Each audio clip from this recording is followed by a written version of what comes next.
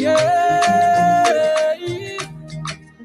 fio que o feina, que tu não é culoto, e que coula moesi liva que até ao, lupe o cuqueilo, tala mai cuqueilo, populahi e cufi e mau, uaulotu i he ahamo e po. Kia te koe o ku iho kuloto Piti ko mafua o Ilupe e anga Na na na na Lupe Seriwe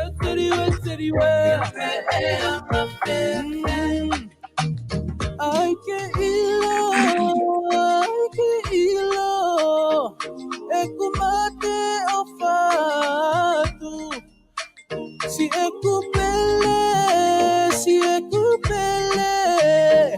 Si o maiki he ekumafu Kuola tui he aho moito Kia te koe o tu iho kuloto Piti ekumafu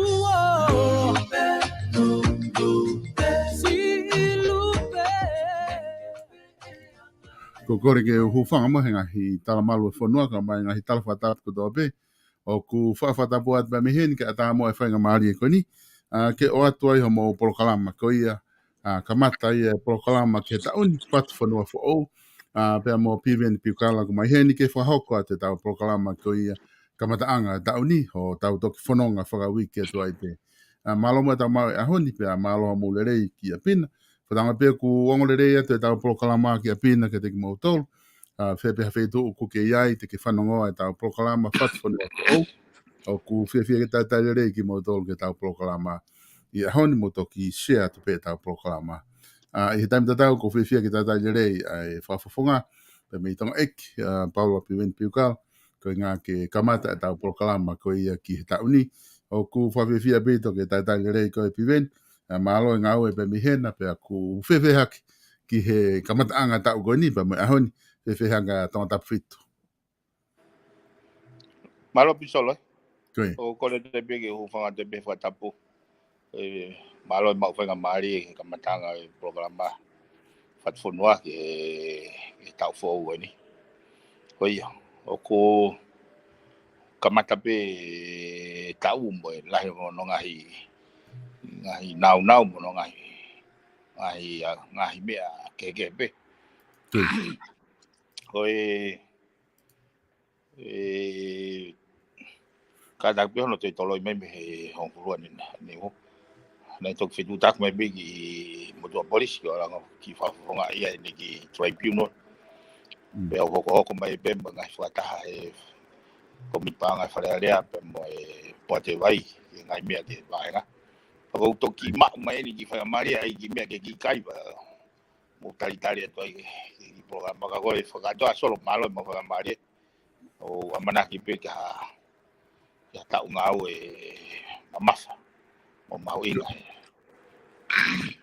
mo la ya pito Piveni ko te ko kamataanga ko fa rea ta uni mahino ka te au mo kakato i fa rea ta ini miku kakato ngai vai nga tu ke tonga tapu hongo fulu, ka ki mua ke u hoko atu ke whare area, ko ngā whoko e tau tau ki mālolo mai me tā programa whaos ko i tīsema, hao ai ke tau whaos ke Christmas, whaos tau, pia ko tā kamata mai ko ni, ko e ki pe ilo pe, ko ngā ko e kainga ko ngā whanongo, ko hatu ko ngā ku iai ko ia ai hopo ko ia, i hono whaka ilo ko i he primary, ko hatu ko ngā ku iai, whamui mui, whahoko hopo a whe, pa ko e hatu ko ho o whakatau mo. Hopo ko iau kamata ia he atatolu.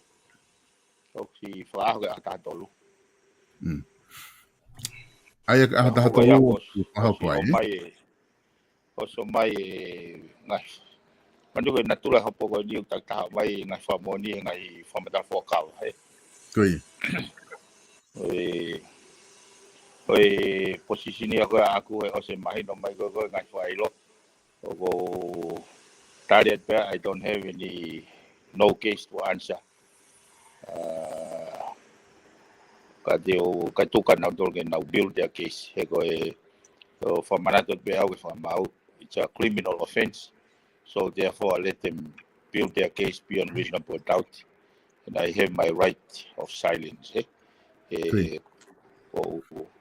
Me na tol. I did not bribe or cause anybody to bribe on my behalf. So the statement niya was aware ke pamanga. So me na tol na nga o prove their case beyond reasonable doubt. Koi.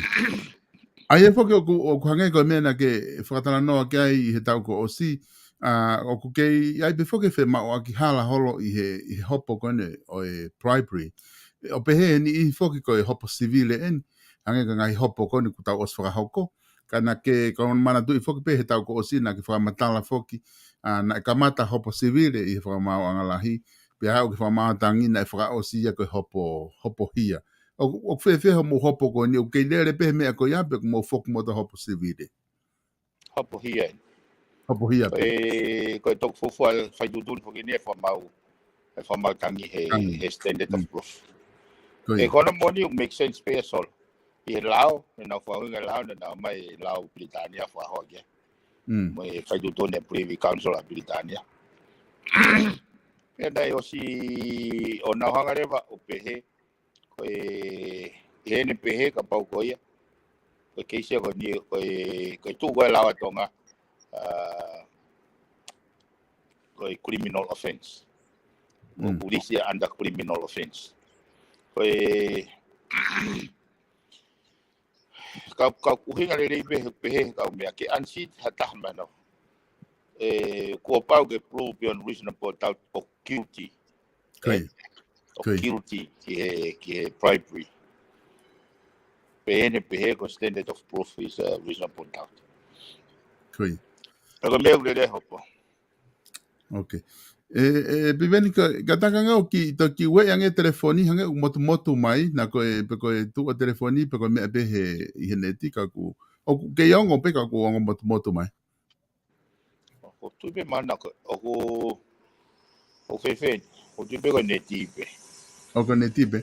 O sai be ko ke lava pe o mai ko ke lava pe o fanonga pe me ko aku ka sai pe tu mau pe he ne ke mo ui ke ta POLOKALAMA pe ai.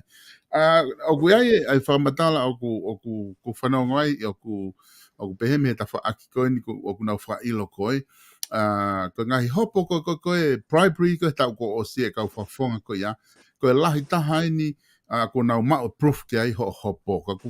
Ka ku pehe pe ku ke ilo i ke ta wha aki koe ia pe koe o ke o ave ai ko tari pe ku kai pe ke tatau pe ko proof la ita pe ko ha ko tatau pe ho tari au ko ha ko te ki fa ko mai ke hola ko ha ko la ita ha ko na pe ko ngai hopo ko he tau ko o si he bribery ko ya na kai ke fu fe e proof ko na e mau na lava ko ke mau ke fa ko hopo ka hopo ko au ko te wa ko ni o ku hopo la ita ha mo fa ngofu ka na tol ki ka fa ilo a ko nga ko proof o ku lahi au pito na fa hu ke fa mau anga ka ko nga ko tala mai ko no case to answer ho tali ke fa mau anga na fa fala lai ho tali ko no case pe ku benete ke lava ilo ko ke fu o tu proof ko ya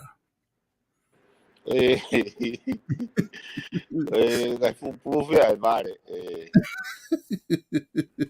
ko ya ai ke tatau pe have my way Silvesta ko ya ko hopo ni li ka bebe I mean, kung pao ka te magilo te mea fai pa te togalo fai mea. Koi.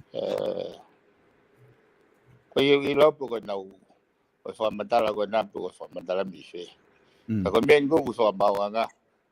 Ko Koi. Ye, bago. Koi. On pe grau ko ko anga be na wa sia. Koi. Ngata anga be na wa sia. Whawhawhau pita ko ngā koe na mei whahoko ai hopo, kata o wakai katoa ki ai, ka koe ngā koe mahino pe ko ki update pe ku ta whahoko mai me hopo, kata ki unu tau alo aho ki peti mo ka ki hulu peti lau e. pa mo na Ki koe tau ke aha mau ke ki bau peti aho ki na AP e. E ko se ke paha ki peti e, tator ke aha ki peti ke unga ki aha ki ki peti e. peti ai ke va se ni Ki maa se niti e. Koe koe kare tō koe ni e pimeni ko ai foke e ngahi isiu ku hoko mai e foi taimi koe ni na na kai ke ngā tāpune whare area ka hoko mai foi taimi koe ni na kai ke mou whare area ai hange koe na whanongo he mao haka neafi ai ki whamatala ku mou pehe koe whamatala koe ngahi ripoti ka mo tō ki whare area na mou discuss ai na mou te foki mai ki he mitia whasosiale ange koe pehe o ku kei lahi pe kakai o ku nau kei tāpalasia kau taki mo mea koe ngā na ku fia mau ke te whalere e lao ange ko whaitu na Singapore po whena e whakatātā kia he mo ripoti o ku whewhe anga mo wakai ki he mea koe ia he tu koe dai nimi ho wakai ki ai me FATUFONUA fo o ki te whakakau o kai ke Malware ai lao kona tau oswhau kona ki social media te kei ke whiunga ia pe me lao i kovi I ke tau ngau e akia.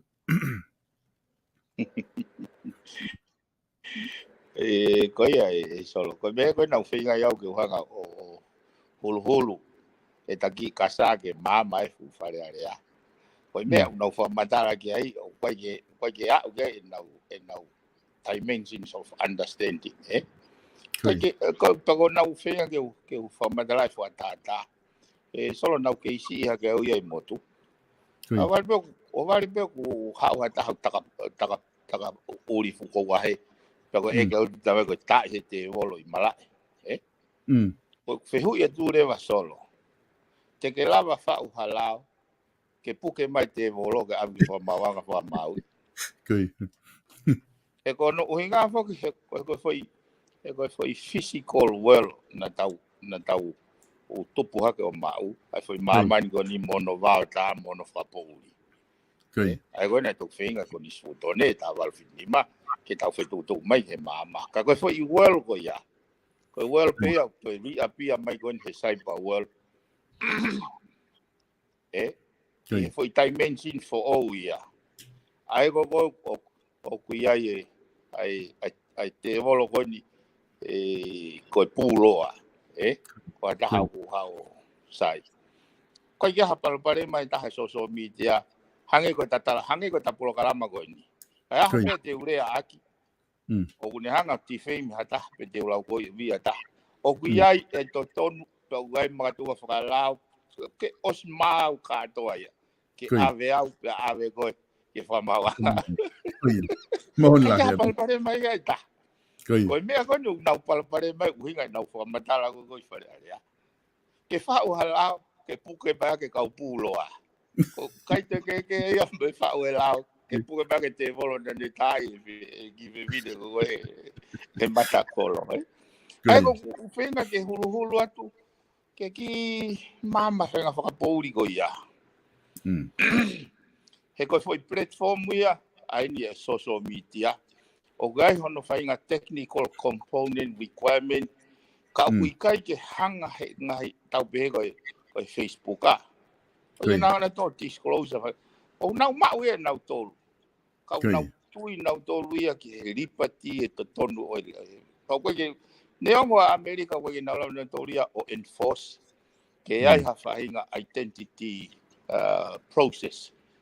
Identification process. Hange koe ni e solo. Ka ke ka alo ka pau ko ha telefoni.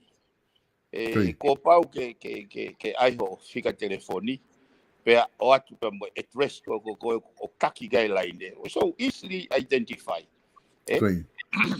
Sai. Ko mobile. Ko mobile ko pau ke te alo atu o ka ko ke te alo atu o ai te foi mobile number. Pau ku ai ki wai ki IT ke kai le sisita ki ta he kau ta ko ia. Sai. Paka ni a me ko ke Facebook a. Ton ko te ai ko te ki account ton ke ne hanga ia o verify mai o mai hao foi fika telefoni pe ko hao whainga IT Koi. Ko nga ke time ko ke toki create pe account ni ko account ko ya wai o kulava trace me ko identifications. Koi. O hape fo ke Facebook ai fa ata. O time when now kawa e fa ata hi fish. Pe mo FBI Koi. mo kau office me Facebook kau office me Pasifiki. Os mahino me agora na mo America wo ina lá tu uni ai que não comply foi me agora. Ui ga go na hango ko. Ai ku fai un fu pe que te trace que tá ya ha ta. Koi. Ai o kapau ha mono identity. Ko kui ga fo que tu ko na mau taimi. He ko fai nga low self esteem mia. Ai ko ki pe mai pe hai mo pe he ko ai ko na u ko ki ai o ai ke o mai ka kai o redefine homo reality ke ha pe ta pe mai solo matangeli pa que te algo fácil so ata pe ko ke matangeli kai ke o mo ni la ko ai fam din ko ni o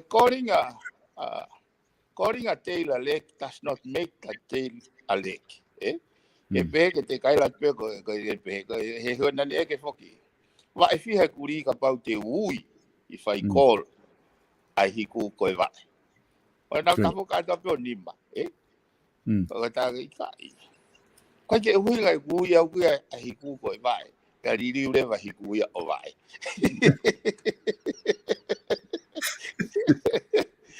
ai ko ke hanga enlighten na tolu tuange mo ai mau tai mi to mo kapau te nau fai rei pe ho nau fatongia pau te nau fai to tonu fai rei ke malu e tu hau e kakai ko ha pe nau ko ha ai he ko no moni fo solo tai mi go ka are a covid haki kau mea ka fai fe kau fa longo pe fai fe kau ya o vale pe tu pu ha fu i hanga ta makia he tapa ko he nai moni na o tu na te tai boy ta ko dia ta pe ta va tu kai ka hua pe a ko solo ka ko fu ga ko na fe ko mono he iku o se resources se pure aga venga que haya que me agua que na la do o mapure Pag me ko na pe ai ka na tolo. Ko mata vai ko o mai o tau lau e tau mo tau kape media. O ko Facebook ai mo social media o kuhingai e na o mai o kape. Koi. O ko lau ko ai mea.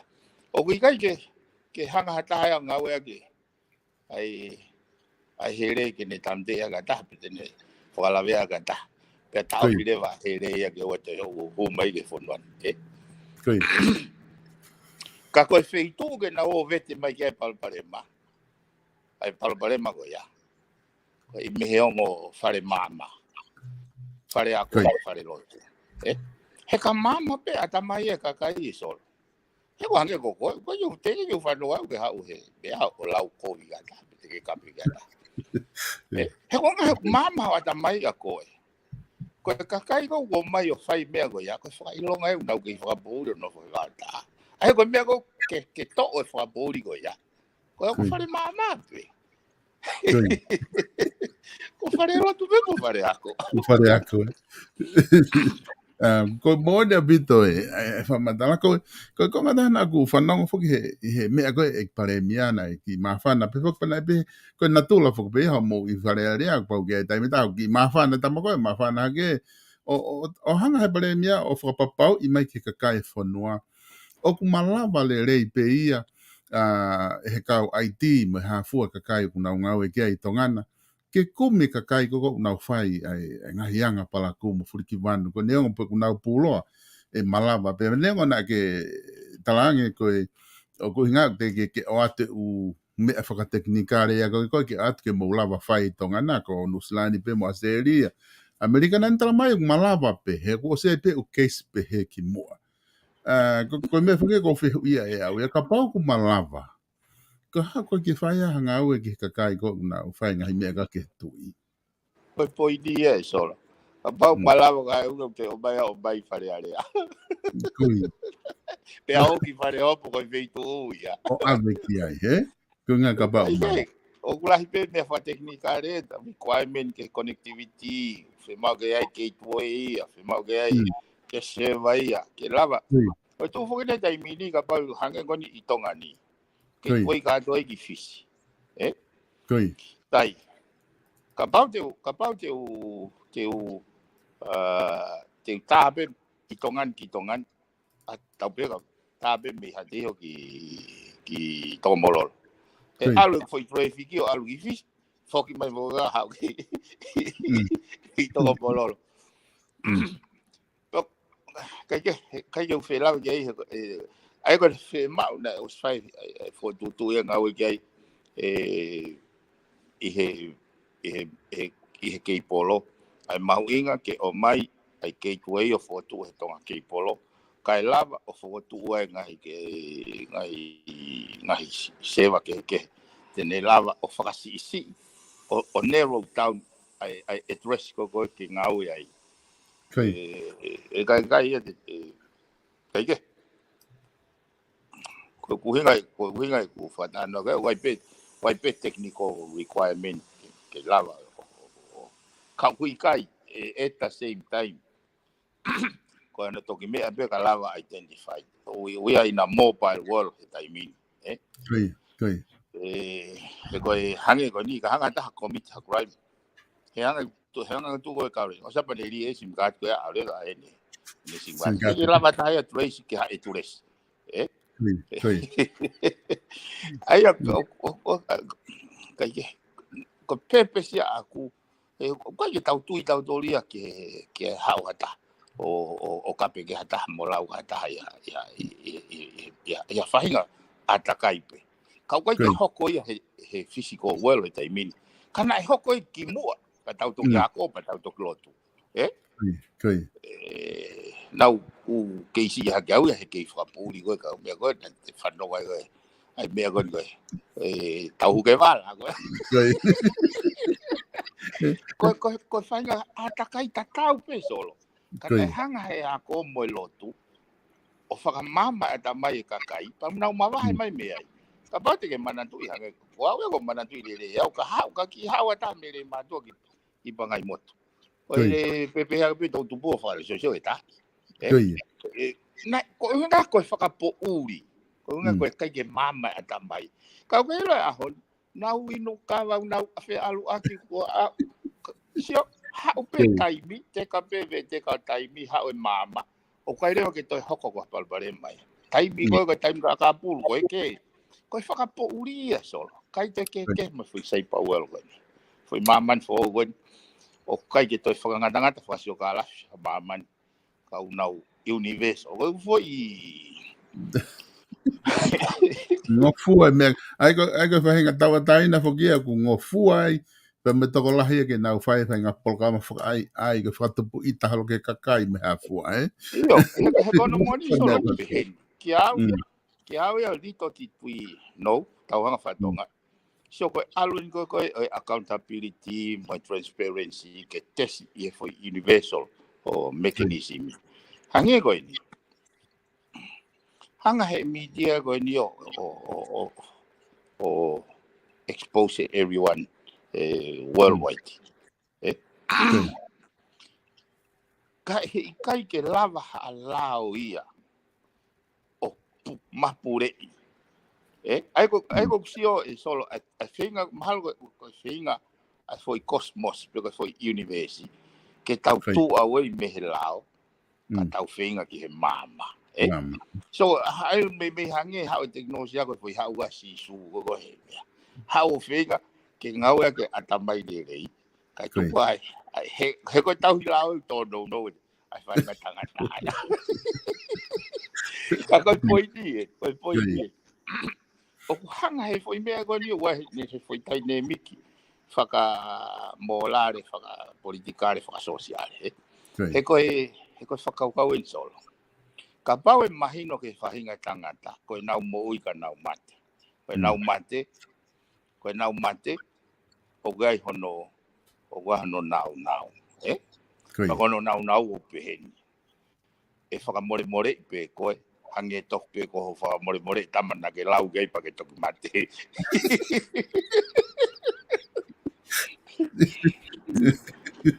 Ai au koe, neongo e pehe ko hanga he. Ko whaalata ke time campaign. Ai ki kau whai kau ia, hange ko nau whi whakama oni. Ai ta mai tua ki te mokalati ke walau whai media. O ne motu i mota. Boni be fogia ko ngai alfa alaka. Kau ke ilo ai mea ne ai tangata ke ne firi ke ko wi malere. Mga tunga he mama no atamai. Ka ko he ongo fare mama te ne hanga tokonia o to atamai. Ko fare lot mo fare ako. Tau pia ke fai fikau. Ke pe ko fare fe ko mata vai.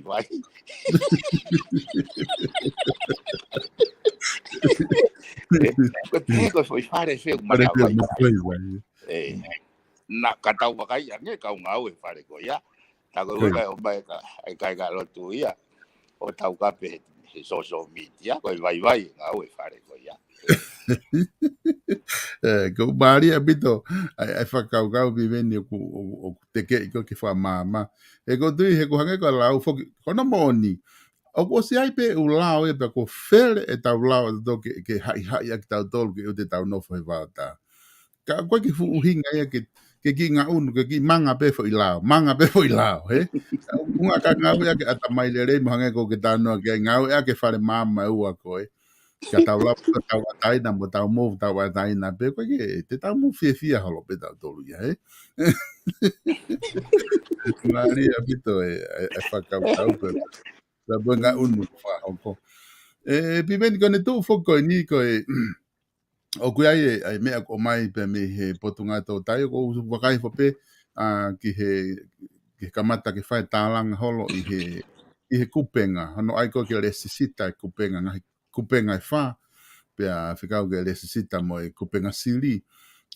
Koe konga koe mahino pe tau mua ko mai he potunga tō tai koe whinga ki whakaire e whanki i kā lahi hano na whai ko ose whanki i kai tahi. Ka koe pakai koe aku ai panga tolungi au e kupenga, kalas kupenga e ua. Whano rea sisita pa te toku kupenga. Pea takite au rea vai kupenga e ua. Mo wakai ki ai he konga koe ni ku aha kakai ko na ulaunga i he konga koe ni tongana pe o ku tali le rei peho tau kakai e whakaukau koni o mai ki whinga ki whakairi e whanki i kāna nau. Nā ose no kupenga e. Iho nau toki si oi fope ai he social media e mea ko ya. Te ke u whanongo. Pau te ke whakamantu ko mea ko pau pe ke o mai o Iyo, te ke atu ki wharearea. Ki wharearea. O ku ngofua ki he kabineti ke nau whau regulations. Koe. Ka koe e once o ku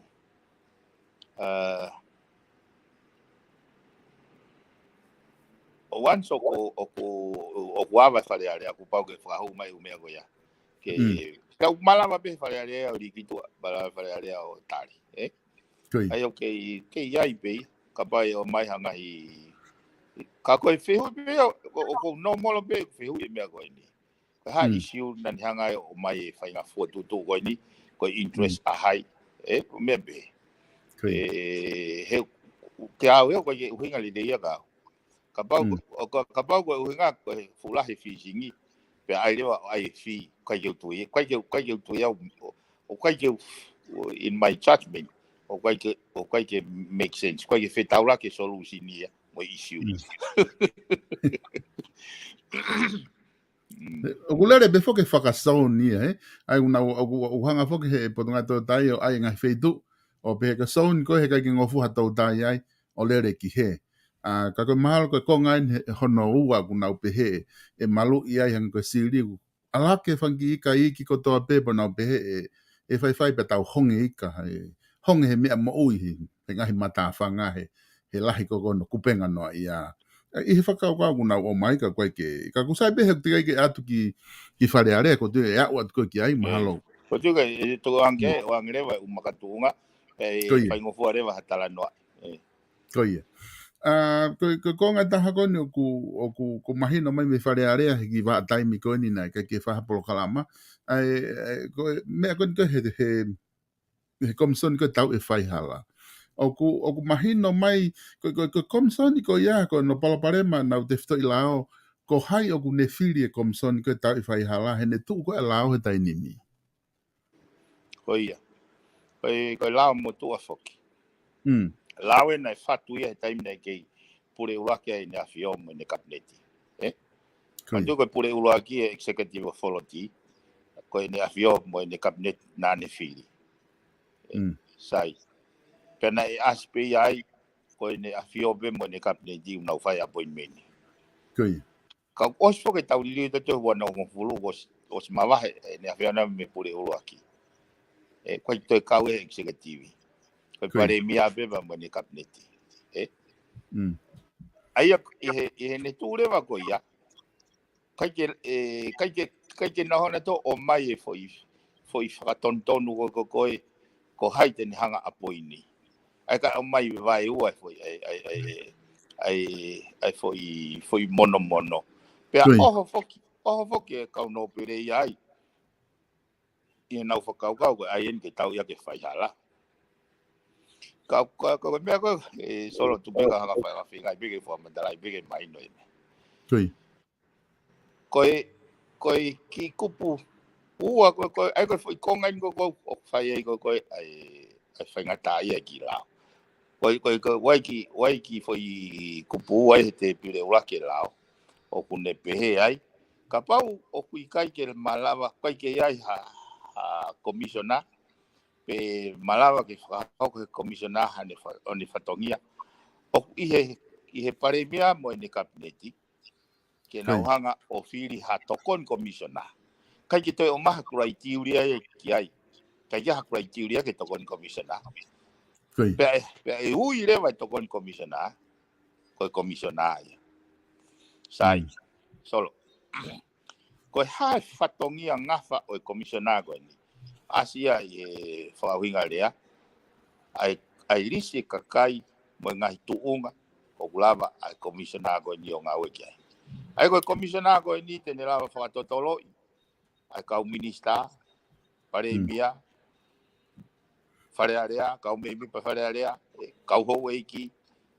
Katoa ngahi, tunga maulunga ko tō pe, fo noa au ke tunga maulala ta. Koe whatongia ia oi minista, oi komisiona. Pau asi lewa i schedule o ua. Ai risi o ngahi hia o kui koe corrupt practice. So kau mahal ko foi hia mahal tau noa kau ai election bribery. Kau ai bribery mo election bribery sai. Solo whakakau ange ke mea ko ni pe uhinga lerei ka koe. Koe appoint koe tari kon he wharearea foi mono na mai ke ki foi lao. O malawa rewa he pare mia mo ne kabineti o whiri ha komisiona. Mea nau tolu. Me hana taha teu nau loto ki ai. Sai. E malawa fe ke whiri ke appoint pe taha ke hao whata tolo i koe.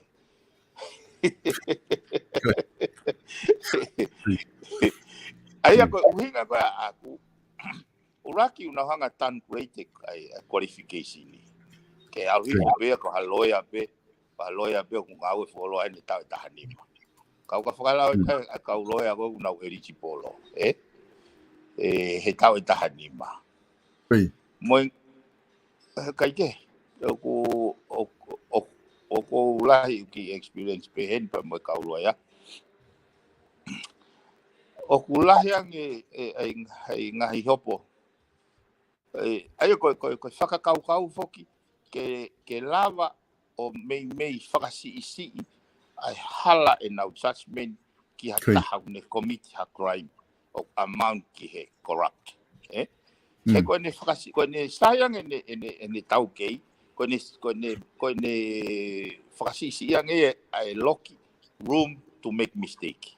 Kene pehene whakasisi room wa sisi whakamore. Tai ka pau te hikai ke competent enough.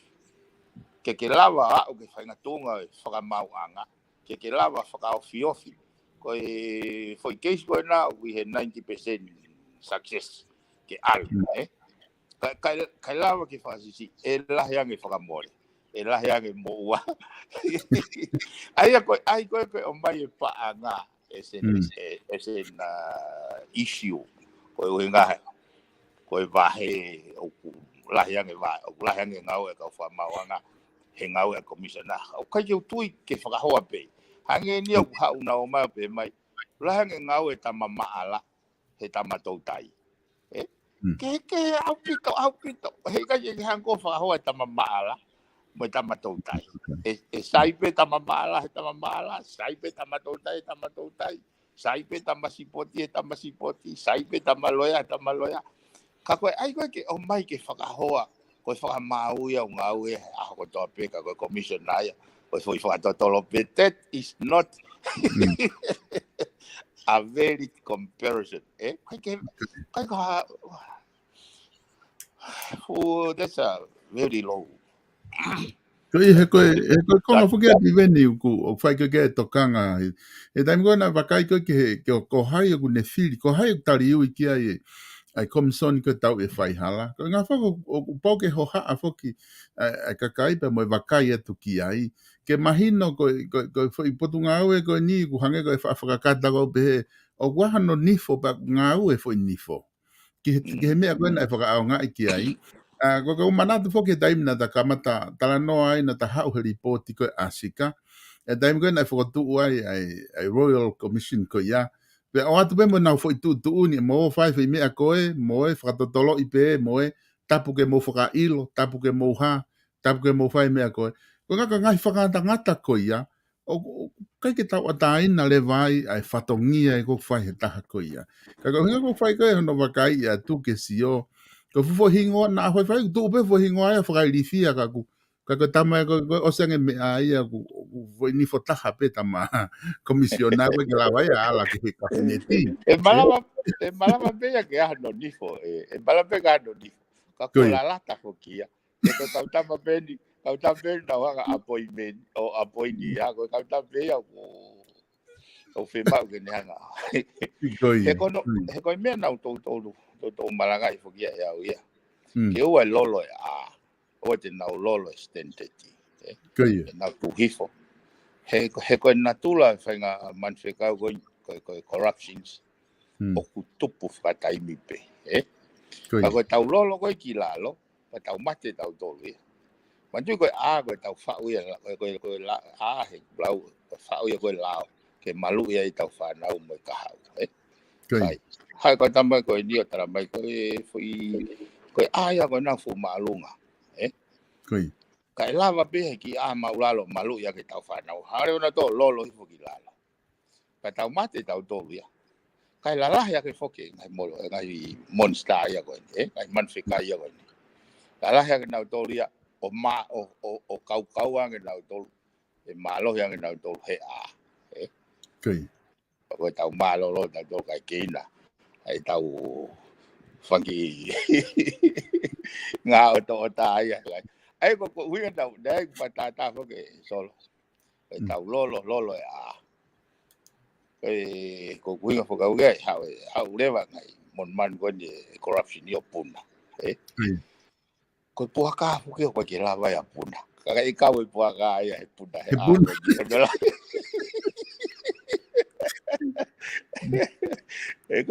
ko ngai mawinga ke tau hanga ki presidente pa tau fenga leva ke tau turi ke aunga yako tu ko ipe ke whakamau ke stende te whakamau ke ne mau e tau kei mo poto mo ability ke ne lava assessi le ngai case corruption ni pe to ave ke whakamau lahi ke whai ia hono prosecute e taimi whoke o malava be ke tau lolo hifo ki lalo ke whakatatau ke ni ihi tau o si set a bit out ko ni ihi ko mahalo fe unga na dome fe fatongia ka ko ke a o ke standard pagi lolo lewa ai ki lalo ko nga ka tau le Ia. Ka wai me tana ton ke te whatonga i pe e whare are a e sora. Koi. Sio ke ulisi ko o corruption practice ko na utok wha mandala tu o kawa election bribery. And Koi. they are criminal. They are criminal dishonest offenses. Sai. Solo, does it make sense ka koe?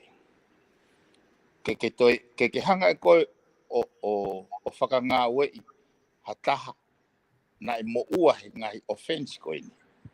Ka te toki alu rewa toi whamore paanga fo ke haia maha komisiona ke hau o turi me tama. Ke hau o tau i foi corruption koe. Does it make sense? Hamea koe ke lawai e pare mea mo ne kabineti pe koe whare area. O tau i foi corruption koe. Kai whakahawhi panga tu hau me he toi haia anti-corruption commissioner. Ko ngā koe ke fuhinga li rei kau. Koe ha huinga mau whakamore ai fusilin ke ha. Ka koe fu operation in koe me he whare area ke. O kai ke nau tonga nau tonga ki tau.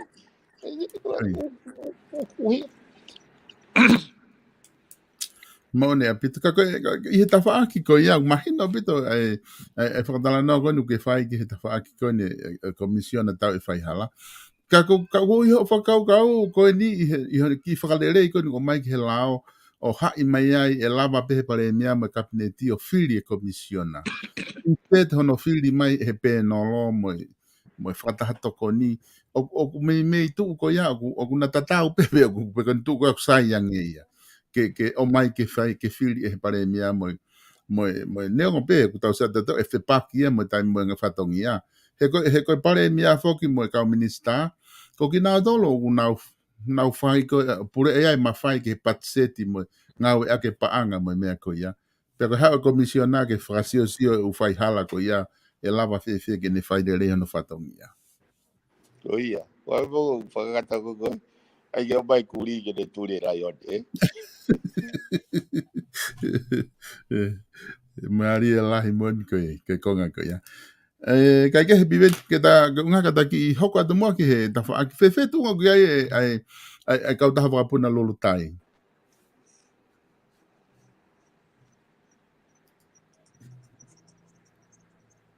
O ke ia ngata be pive ni? Ia, ko ni mo mai. Ia. Ia, wa ko ula ko.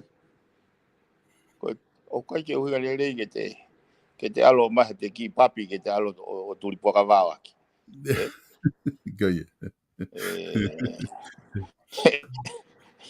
Ai ka mo nya bet.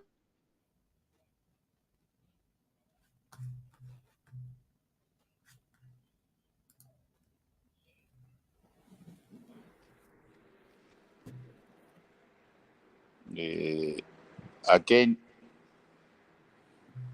koe o ke whanau mai be? Gai, koe nuko ongo mai be. Again o ku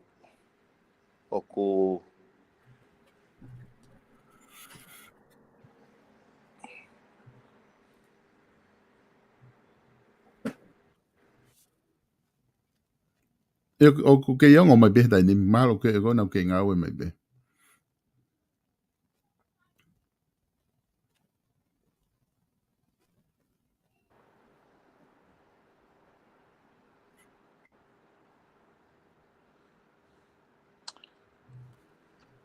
o ke whanau mai? Ia, koe nuko ongo mai be. Okay, ia. Aga mena ta ngatai. Ika na ta ngata foki i he komisioni ni koe tau e whai hala. I he taim ta tau wai ni i pe ku nau komen mai be nau mamata i he POLOKALAMA. Ku nau ku talama he ni koe ni ku o whakapalataha e ta tala noa pe ki he pureanga koe ni ka kai ke ta whakahoa ki he pureanga koe patoa. Ka ko tui ko isiu ko ta tala noa ki ko ka isiu he pureanga patoa ko isiu e tai nimi e ani ta tala noa ki ai. E kai ke malawa e ke ta whakahoa ki he pureanga patoa. Isiu ko ni ta tala noa ki he fo ilao ko ni fo aho mai ta ahoni ki he komisiona tau e pai hala. Ko ngai isiu ko ia he. Ka koe konga na ta sio ki ai e piveni pe koe ne tuu ko ia o kulelei ai fo ngā unu ko ni. Mana tu fo ko ngā lahi ngahi mawhai whiri o whiri mai he pēnolo. Pa whai hono whenga i ke tolo mai ko whitu to nu ia. Io, solo, not at all. O wiga ia ha mea e ko pe kusai ange ka ko ie. Ki au clarity ko e lao fe mau ke whakau kau. Mo exercise ko judgment e kau whawhawhare ale hai. Ko poini ko aku ia ai mahu inga ke clearly define appointment agency. Mana tu ko taha ko tene hanga appointni. Ko taha ia tali ui ia. Ai ko taha tene whaia ia. Mahu inga butoi. I hene pehe. Ko ui ko anga ko ne tuu a ki lao lolotonga. Ai koe na whakatata o hange ha asika. He kono uhinga he kuwari pata i mai ke mata le rei koe tau muain ke tau ia kau whaihala. Ka koe whaungaini te nauhangai o ai e komisiona ke hoko ia koe nau kau whaihala. Ke tokoni ke kau whaihala. Koe mea koe ko nā kuloto au ke hoko solo. Ke mautohi i he foi lao, ko hai ai appointment agency. Sai, pe koe pe nolo, pe koe kabineti, pe koe wharearea, kai tohi, koe poinia ka aku. Kai tohi i he mahino, koe mea ia o kutari he tokolahi. Ka ewe o mai ai fu sistemi, o tuu manga pehe mai, he hange rewa ku asi oku fai e ngā ue ki anti-corruption. Ta koe to e o mange e nau tata. He tuu pe ai fufo i sino. Ke hange apia ki he kakai oku malu e nau sirini. Ta koe foi pui ia ka nau tata ke waweta. Koe wina koe nau lau koe ke asika he koe. He koe nau e na e hoko he asika e solo. Na e ilo he kau teknikare oku popo e waka. Kai whaitu tūni pe ai kau politikare ke whakatau e waka. Pea koe nau whonga rewa ke nau hanga ai e kakai ke nau tui o ksai e waka na nau wari rewa e popo. Sio, tepi tau ataina mai pe kakai o heka ke waka i he amanaki o ku nau malu. O hame ne hoko. Tega ke tariu e whanuan ki ai. Ko e uhinga ia e ku ko te mi wharearea. Pea mea pango, ko e anga pea e au sia e kau hoi kino pere. Kai ke naulawa sio ke loloto i siu ai. Ka koe e hene tu e tai minitu ke tau teka e ko hoko i siu ai ni. Nauhanga foko teke mua mai e ne ahio. O e kai ke. Tukuange ki tau ki te kange foi ka koe tau kawe na whai au o e fuwaka popo i foi lao na o mai o kai ke nehanga tā pun te unga kai lava he tama komisiona o whakahoko no whatomia ke whakatakau ke expectations ai kakai ka moe good governance. Kaya kaya ni tu. Koe mo ne apito koe whakau kau ni hangi koe ni ku o mai orikoni he toki tāu ne talamai mo ne apito ke ai ke clarity appointment ni koe poate. Po hai koe po agency koe o ne whakahoko ai whiri. Kai whewhe ke kau atu ai mawhai tau ataina koe ACC ke nau operate independently mo nau. Toke nau tau ataina mo nau tolu. Ai mawhai tau taina ha. ACC. Ko ha ACC. ACC. Ia, ACC. Ko ia. Ko me ai ko na mahu inga ko ke tala noa I whare area. He ko sioke ko appointment ko ombudsman e sol. Ko process ya ko hono firi ko hai fai he se whare area mo whare area. Hono advertise pe o mai ngahi mea short list mo interview. Pe tok recommend ke ne afio ke ne appoint. Ai ko whahinga clarity na ko tau ke ko yo no fau pe he. Ai mea ko kamau lo ka pa tala noa I he funga te pire he mama. Whanongo mai ka kai tau o mai exercise e good judgment. Hinga lirei. Kai lava ke mau he commissioner ai foi tau ataina ke ne investigate pe koi pare mia pe koi minister pe koi fa maula pe koi fa mo pare area ke ne mau foi tau ataina ko once of report ke ai o ne lava o function of fai mia kai e tau e report ya tuia pe ala tia o kalo ve ta fa giu kai ke fiu kai ke fiu ia ko ga da tu ria ga mo de ga ko mata vai ya Koi. Mo lahi apito. Piveni ko konga fukeni o ku whai no mahino. He ko te tala no ni ke komisiona ko ni tau e whai hala. He ko tui mahalo ko whakama opo na ke o mai. Ko kolo ape ke tau ataina ke ne lava pe whai no whatongia o ta tau e pepe ko hai. O ka ke uhinga ia e makete malu I hataha. Ke ona te hange ko mea ko e asikana te tala noa ki ai. He la ia atu e kau tangata pālangi ko ke whai ko tolo I. Pea whakangata na utoria me he ni ihi. O kau takma alunga ki ona na wala na tolo ha pe whangata me whakailo. Ka ke ange foi tau atai na kakato ki komisiona ko ni.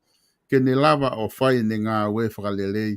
He ko tui mahalo ko mea kai fie ai kakai e whonua mahino ku. Whai totonu o pito kau taki e piveni Koe konga whakaosi maha ta taimi e piveni o ko ilo e pe o ku lahi. E taimi ko o ku mou I wharea rea ai.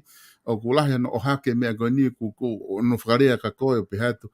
O ku ke kei fo ou pe. Aini ku nai kore mai he taha heni ko tori pea whoki ni taha mai koe. Ko ha mea koe ke whaatui e toi ka kai wharea rea ka te koe. Koe ke nau tari ai ho whakamalanga. Pea koe lahi taha whoki tala tu. Mau tuku pe ke whakamalanga he koe kei fo ou pe. Ko koe ke kei fo ope ko nau tolo ku nau wanga ke pipiki he anga maheni. He mea anga maheni whare area. Hange ko mea ko ku whenga ke liriu I whare area o kwai ni ihu nau pikitai he anga maheni. Pe ko uhi ngau ke kei fo o ki whare area. Ia. Koe te lau kei fo upe koe whataolo ke te koe. Koe palo pare mai a solo he ksio fu loloto pe ai me a anga maheni nau nofo he fu anga maheni te moto e whanau moto te ngai mea te maria nge ui ka hau ai anga maheni kau kaipi foke ongo le rei ka hataha he koe mea bena utuanga I pia koe sea ke hau hataha whihu ia e na wanga maheni. Kau pai foke uhinga foke whihu ia e anga maheni ko tau whia ke anga maheni ko whihu ia aku ia pe uhinga lere e mau mea au whai. Koe he kono moni o naia koe whakatala noa ko mai me kalake mo mea. Na te be hau hataha ia o toi whihu ia ha mea au whai I whare. E o sio hake koe foi tohi ave takai.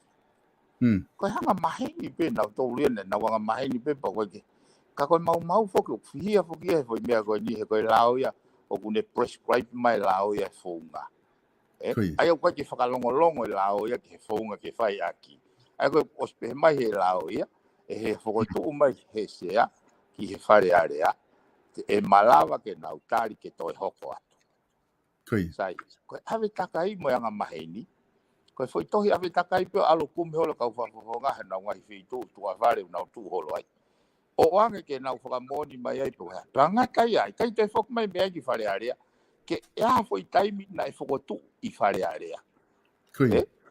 Aia ke hawe na wanga kwe na topa ke whewuia, ka ki hau whok koe tuku hau e kakai, o whe mau ke mau tari uika. Poinia. He kone tō koe ai anga maheni. Ai anga mahe ka pau koe mea koe ia o ku anga maheni ki ai whare area. Pea koe mea koe ia ku whai mau pe ia he tau e ua noa e whare area. Kone tō koe anga maheni me lao ko fia na ua.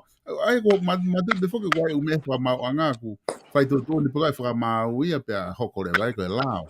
Koe common law. Au pe he whare area. Koe anga maheni pe ka hafo I mea meongo pe o ku hala pe o ku tonu. Ka koe anga maheni o ku hange pe halao. Kei hala pe ia. O whare area e vare ka pai e alo anga mai dia override de lao.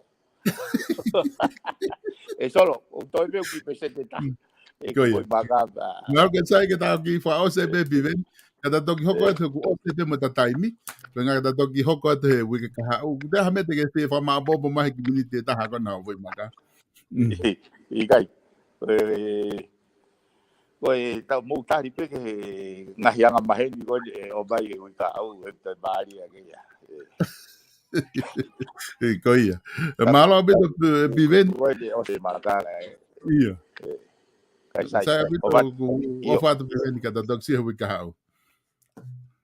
E wha malo atu ka te mo tolo e kainga. Mo katak pe koe ngā koe osi pe ia tau taimi pia pea mai ose e maka ko a piveni ko ose tau ho e taha tau POLOKALAMA ak fa malo atu ka te mo tolu ho mo no fo I mai tau POLOKALAMA lava ki tau kau fata hono kamata e fofu a POLOKALAMA ko e FATUFONUA fo auki he tauni pea mo e whafofonga o tonga tapu fitu PAULA PIVENI PIUKALA tau kau fata hen I he whakamatala ko e ngahi isu ko na o hake ko ngahi isu pe ia ku hoko I whare area ko tu mo whanong ko toa pe ki ai ko ka isu ia ki he pe ko tau whare area whe na e hoko ai ko isu pe na e toki talanoa I pe tau whare area he nau ki I hu mai ko ni pe o ku uhinga I hono o hake pe ke te whaiha no wha maala ala me he whafofonga ku ne I loto I whare area ai pe ko tui pe na e ongore atu ai ngai ka venga ko ia ka te motol lava ke tau kau whatahai I he ahoni.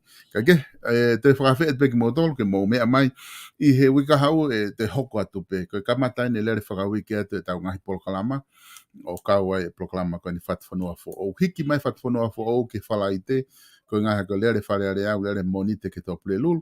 Pe te tau toki POLOKALAMA I he whalaite ko tō pe announced pe taimi. Anga mahe ni ke hongo fulu pong pong ka tuke ka pai a ngai whakataha e whare area. Te tau lere rewa I he taimi I a fiafi koe ni. Ko a pongpong yo ku whahoko e wa inga ko ia ai tau whanau koe na e nau lava mai me I tonga tapu. Ai tau whanau koe timi ai Maui FATUFONUA New Zealand Tour. Nau wa inga a pongpong I maha koe nau wa inga wha o si ia koe ke mau kei pe te aha nau wa inga wika hau. Te nau whoki he wike ka hau konga ki mui, nau whoki tonga koe whanau wako whuki en. Anta 15 and under 17 ai oku nau folau mai koe ni o I he akapulu liki nau nofo pe I he Manukau Rovers rugby field nau iai ai oku whahoko pe wa inga ki he Manukau Rovers mala akapulu koe na Manukau Rovers I mangere taha tolu noa ho atau kamata wa inga ki motolu koe me tonga ngahi mātu a koe tau whanau koe ni o ku te mau whakahoko atu hono live stream atu ai akapulu ke mo mamata mai ki ai hangi koe na mau whakahoko he wike ko osi pe koe live stream ko ia o ku mau whakahoko pe ia I heanga lelei ai page fashion store I loto nuk alofa tau whare wala ko I loto nuk alofa o ku nau loto lelei ke nau tokoni ke ngā koe si I wholao mai whanau koe ni tō koe ni ai uha pa ku mau hoha mai pe whewheho mo whanau pe aku nau lot whewhia pe ke whahoko atu hono live e nau wa inga ke mo mamata mai ki ai me tonga e ki koi ai. Pong i taimi taha tolu noa, mo ui ho Facebooka, ho mai ki he Vipon Media, te teo ke sio ka pulu ai a pong, te mau whahoko atu hono live, ai wa inga koe under 15, pa mo wa inga koe ia ai under 17 a pong, timi koe ai maui FATUFONUA, hange koe nau wa inga nai whahoko hui ko si na mau live atu pe. Koe whamalo lahi atu ka te motol, ka pau ku hange koe lau, ku ke ofi atu i loto nuk alofa hanga atu ke tau mo pe au building, o ku iai ai tau whare wala koe ni, pe ke lava tu ki ai o tokoni habe haki mea te ke le fie whakata te habe haki whanga mea te ke lava whakatau me ai e tokoni lahi e ni ki he tau ngahi polokalama ko toa pe whakahoko atu ngahi wala ke he mao atu ia pe mi he tau wharekoloa wala koe ni page facing store i loto nuk alofa mao ai me wala whanau iki whanau tangata mao me wala whanau whiwhine mao ko toa atu pe whahinga mea pe te ke lava o mao katoa atu ngahi wala koe kua ngā matohi tohi pe koe hape hawhahinga su o ko ke whia mao te ke lava o mao katoa pe ia pe mi he page facing store wa fitu tolu ni maono valu ono nima tolu ono hao fitu takia ke kiai ke ngā tai ko e tau kautaha ko ia ko South Pacific Loans kautaha ko ia staleki tupo o kunau fia ke nau tokoni ke ngahi polokalama ko toa pe o whakahoko atu e he Vipon Media ta wakene ono tolu ono sponsor e he kautaha finance ko ni ai kautaha Vipon Media hano o ate tau ngahi polokalama hao whahinga whia mau no i loto o kalani te ke lava whetu taki hifo kia staleki tupo pe ka taha na ukau ngawe i he noa walu ngeau valu hiva valu noa walu ngeau valu hiva valu koe whika ia whamo ui lea kia staleki tupo te nau tokoni atu kia te ko i hao whahinga whia mau paanga pe ko e tau whare kai ko ia ko e seafood i Heaven's Kitchen oa whahinga whia mau pe te ke whia mau ki ai te nau lava pe set up whahinga mea kai tahi pe i o funga te pile ko nau flavor ko nau ngau aki o kai ke te mau i ha whare kai i Nusilani te ke lava o mau kakatoa tu ia me he i Heaven's Kitchens i he whika fitu taha F o Portage Road i loto Otahuhu pe ko telefoni noa ua taha ua fitu valuono hiwa ano ko e wharekai ene o mātu atonga te lava fitu taki kia whinau musilia i ha whainga taimi pe tena lava o tokoni atu kia te koe i Heaven Kitchen i loto Otahuhu ko tau live stream hange koe na kutana no kia ane nai whahinga whia mao kātoanga mari a whai ao pe putu puka mai ko ngā ke ua whipakpaki hole pukingi e ko ki taimi ko ma lawa whai tā o ku bantui ko lahi taha ngahi taimi aho ko whahauka te tau ngahi polokalama ko ngā ka ki whitu taki mai te ma lawa whaataha ngahi taimi ko ia ke ma whahauka whai tā ko ia ma au whai tā i hao putu, hao mari hao ngahi whainga kātoanga pe noa wataha ua noa nima, noa ono noa fitu koe ngata ia mahalo tau ngahi polokalama koe ko mana tui ke whahauka atu koe wiki hau te tau te whoki pia hoko atu tau ngahi polokalama anga maheni ka mo mea tau ki whelongo aki